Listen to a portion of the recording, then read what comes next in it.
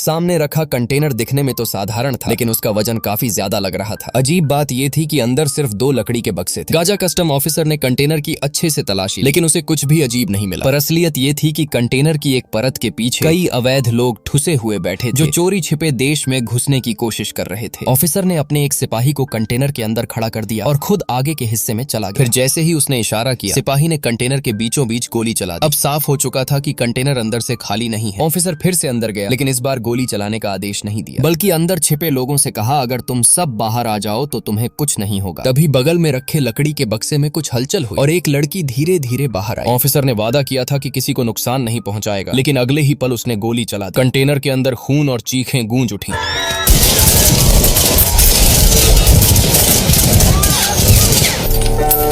एक औरत लकड़ी के बक्से पर दुबकी हुई पड़ी थी, सांस तक लेने से डर रही थी। ऑफिसर आगे बढ़ा, तभी एक छोटा सा कुत्ता बक्से से कूद पड़ा। वो सब उस पर हंसे और उसे जाने दिया, लेकिन जब ऑफिसर ने दरवाजा खोला, वहाँ एक गुड़िया को पकड़े छोटी बच्ची खड़ी थी, जो उन्हें मासूम आंखों से देख रही थी। लेकिन तभी ऑफिसर ने गोली चला दी, दरवाजा बंद हुआ और औरत ने राहत की सांस ली। कुछ देर बाद कंटेनर हिलने लगा। दरअसल उसे क्रेन द्वारा उठाकर जहाज पर लादा जा रहा था। कोने में पड़े एक बैग को देखकर औरत ने उसे खोला, जिसमें उसे एक ड्रिल मशीन, पुराना फोन और एक ग्लो स्टिक मिली। थोड़ी देर सोचने के बाद वो थक कर सो गई, लेकिन किस्मत को अभी भी उस पर तरस नहीं आया। रात होते ही कंटेनर जोरों से हिलने लगा। वो किसी तरह खड़ी हुई और छेद से बाहर झांका। जहाज भयंकर तूफान के बीच फंस चुका था। लहरें इतनी ऊंची थीं कि कभी भी जहाज पलट सकता था। वो चीखने चिल्लाने लगी, लेकिन बिजली की गड़गड़ाहट में उसकी आवाज दब गई।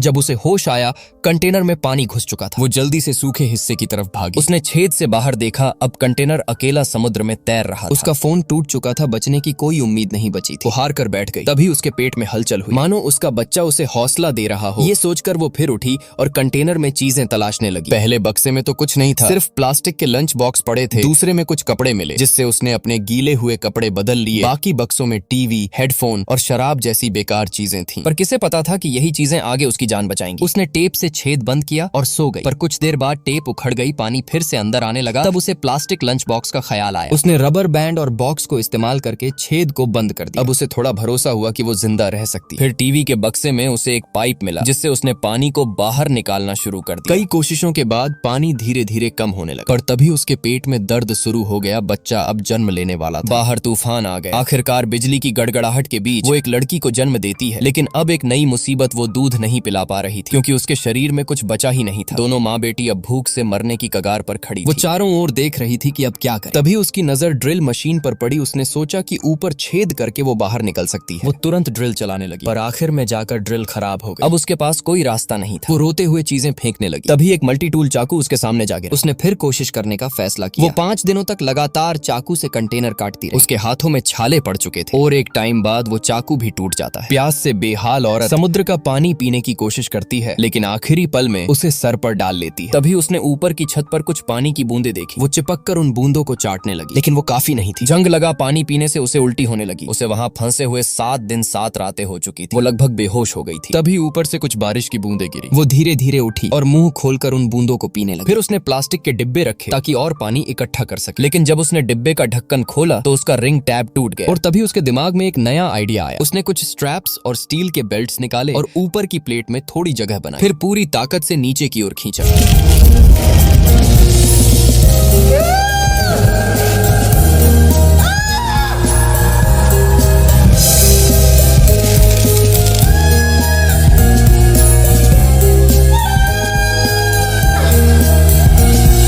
लंबे समय बाद जब सूरज की किरणें उसके चेहरे पर पड़ी तो उसकी आंखों से खुशी के आंसू निकल आए। उसने जल्दी से खुद को संभाला और बाहर निकलने की कोशिश की, लेकिन जैसे ही वो कंटेनर से बाहर निकली, उसके सामने का दृश्य देखकर वो सन्न रह गई, क्योंकि चारों तरफ बस नीला समंदर था। उसे अंदाजा तक नहीं था कि वो कहां पर है। उसकी किस्मत अब पूरी तरह समुद्र के हवाले थी। अगले दिन जब वह बच्चे का डायपर बदल रही थी तो उसने उसे यूं ही समुद्र में फेंक दिया, मगर उसी वक्त उसे जीने की एक नई उम्मीद दिखी। डायपर के पास बहुत सारी छोटी मछलियां इकट्ठी हो गई। कई दिनों की भूख से तड़प रही महिला ने उन्हें पकड़ने चढ़ने की कोशिश की, लेकिन कंटेनर की ऊंचाई ने उसकी उम्मीद तोड़ दी। फिर उसने कंटेनर के टुकड़ों से एक छोटा भाला बना लिया और बार बार समंदर में फेंकने लगी, मगर कई कोशिश के बाद भी उसे कुछ नहीं मिला। थककर वो जमीन पर गिर पड़ रही उसी वक्त उसने ऊपर देखा, आसमान में एक हवाई जहाज उड़ता हुआ नजर आया। फिर वह झट से कंटेनर के अंदर भागी, एक टूटी हुई टीवी स्क्रीन का शीशा तोड़ा और ऊपर चढ़कर उसे सूरज की रोशनी में हिलाने लगी ताकि रिफ्लेक्शन से पायलट का ध्यान खींच सके। पर विमान बहुत दूर था, छोटी सी चमक किसी काम नहीं आई। उल्टा नीचे उतरते वक्त वो लोहे के कांटों से घायल हो। उसने खुद ही अपने जख्मे की सिलाई की शराब से घाव को धोया और दर्द के बावजूद लोहे के हुक से टांके भी लगाए। बच्चे के रोने की आवाज उसे बार बार हिम्मत देती रही। कुछ देर बाद उसने लकड़ी के बक्से पर पड़े ईयरफोन देखे। उसने तुरंत विचार किया कि वो तारों से एक मछली पकड़ने का जाल बनाए और रातों रात जाल तैयार कर दिया। दूसरे दिन सुबह उसने जाल समुद्र में छोड़ा और बच्चे के मल को उसके ऊपर डाल दिया। थोड़ी ही देर में मछलियां पास आने लगी। उसने सही वक्त देखकर जाल खींचा और आखिरकार कई दिनों बाद उसने पहली बार खाना खाया। वो मछली को कच्चा ही खा गई और बच्चा उसे बस चुपचाप देखता रहा। अब खाने की चिंता कुछ समय के लिए खत्म हो गई, लेकिन कंटेनर में गोली के छेदों से पानी घुसने लगा। उसे बार बार पानी निकालना पड़ता था। उसने मदद की गुहार में कई चिट्ठियां लिखी और डिब्बों में बंद करके समुद्र में बहा दिया, इस उम्मीद में कि कोई जहाज देख ले। कभी कभी वो समुद्र के उस पार देखती और अपने पति को याद करती। बच्चे को वो अपने बचपन और युद्ध के किस्से सुनाती। बच्चा कुछ नहीं समझता, पर उसकी आंखों से माँ का दर्द साफ झलकता था। एक रात उसका फोन बजा। दूसरी ओर उसका पति था, मगर वो आखिरी बार बात करने आया था। भागते हुए उसे गोली लग गई थी और अब उसके बचने की कोई उम्मीद नहीं थी। महिला की आंखों से आंसू बहने लगे। उसने उसे बताया कि उनका बच्चा अब जन्म ले चुका है। फिर उसने फोन बच्चे के पास रख दिया ताकि पिता आखिरी बार बच्चे की आवाज सुन सके। पिता की आवाज धीरे धीरे धीमी होती गई और फिर हमेशा के लिए खामोश हो गई। महिला टूट चुकी थी, लेकिन बच्चे की खातिर उसे जीना ही था। समय बीतता गया, कंटेनर में पानी का स्तर बढ़ गया और उसे बाहर रहना पड़ा। उसने लकड़ी के टुकड़ों और स्पंज से एक नाव तैयार की और बच्चे को उसमें लेटा दिया। एक दिन आसमान में एक सीगुल उड़ता दिखा। जहाँ सीगुल होते हैं वहाँ जमीन दूर नहीं होती। उसकी आंखों में फिर से उम्मीद चमक उठी, लेकिन तभी कंटेनर का वाल्व पानी के दबाव से टूट गया। तेज लहरों ने कंटेनर को भर दिया। वह नीचे उतरकर छेद बंद करने लगी, पर पानी में तैरती रस्सी ने उसके दोनों पैर जकड़ लिए। लेकिन अब कंटेनर पूरी तरह पानी में डूब चुका था। बच्चे की छोटी लकड़ी की नाव भी बह गई। आखिरकार उसने चाकू से रस्सी काटी और पूरी ताकत लगाकर ऊपर आ गई, लेकिन बच्चा गायब था। वो बेकरार होकर चारों तरफ देखने लगा। तभी समुद्र से एक विशाल व्हेल निकली। वह डर के मारे भागने लगी, पर व्हेल ने उसे नुकसान नहीं पहुंचाया। व्हेल बच्चे के पास पहुंची और अपनी सांस से पानी का फव्वारा छोड़ा। पानी की बूंदें बच्चे के चेहरे पर गिरी और बच्चा रोने लगा। उसकी आवाज सुनकर माँ उसके पास पहुंच गई और आखिरकार दोनों फिर मिल गए, लेकिन चारों तरफ सिर्फ समुद्र था। समय बीतता गया। ठंडे पानी में रहने से महिला की तबीयत खराब होने लगी। मरने से पहले उसने आखिरी कोशिश की। कुछ मछलियां काटी और उनके टुकड़े समुद्र में फेंक दिए ताकि उनकी गंध से समुद्री पक्षी आ जाए और शायद कोई जहाज उन्हें देख ले। उसने जीने की उम्मीद बच्चे के लिए छोड़ दी और खुद चुपचाप समुद्र की गहराइयों में समा गई।